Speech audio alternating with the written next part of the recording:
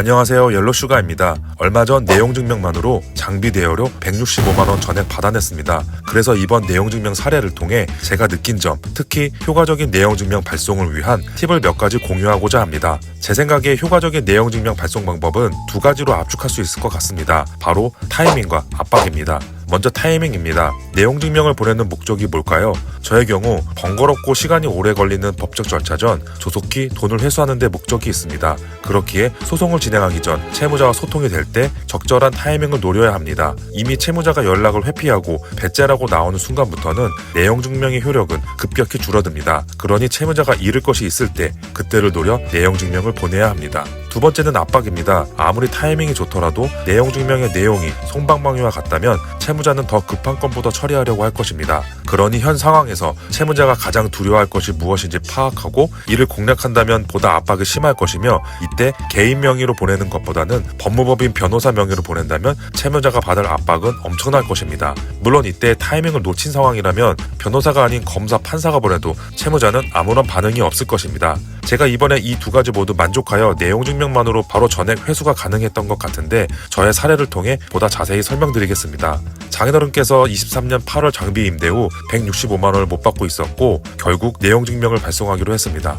내용 증명 발송을 앞두고 장인어른과 대화를 통해 얻은 정보는 상대방은 법인이며 얼마 전에도 회사 여직원과 장비 임대료 미지급건과 관련하여 통화한 이력이 있다는 것이었습니다. 즉 직원이 있을 정도로 아직 법인이 운영 중이라는 것을 알 수 있었습니다. 이에 법인이 두려워할 것이 뭔지 생각해보니 법인 통장 가압류였습니다. 그래서 이렇게 일정 기간 시간을 준 뒤 이때까지 지급하지 않을 경우 통장 가압류를 바로 진행할 거라고 압박을 했고, 이를 보다 강력하게 전달하기 위하여 이번에는 변호사 명의로 내용 증명을 준비했습니다. 상대방 입장에서는 벌써 변호사가 투입되었다고 느끼면 법적 절차가 신속하게 진행될 것이라고 압박을 더 느끼기 때문입니다. 이렇게 변호사 명의로 작성된 내용 증명을 법인 등기사항, 증명서상, 본점 주소지로 보내기 전 네이버 지도를 통해 먼저 해당 주소에 사업장이 존재하는지 확인을 해봤는데 아무리 둘러봐도 보이지 않았습니다. 폐업한 느낌이 들었지만 얼마 전 여직원과 통화했다는 장인어른의 말씀대로 내용 증명을 발송했습니다. 그런데 역시 수취인 불명으로 반송이 되었습니다. 수취인 불명은 해당 주소지에 수신인이 존재하지 않는다는 것을 의미합니다. 그래서 법인 등기사항 증명서에 대표자 주소로 보내려다 분사무소가 있어 분사무소를 검색해보니